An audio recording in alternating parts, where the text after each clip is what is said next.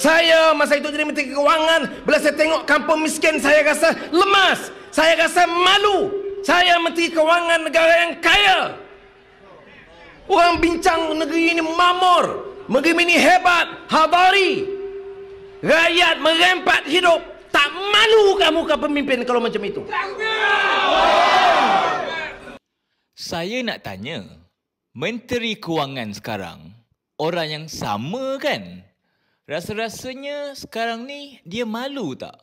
Kos sara hidup makin naik, minyak naik, subsidi ditarik, tarif elektrik naik, ekonomi semakin merudum, projek kerajaan yang menggunakan duit rakyat pun banyak yang gagal, buah-buahan yang dimakan oleh rakyat susah juga dikenakan caj SST.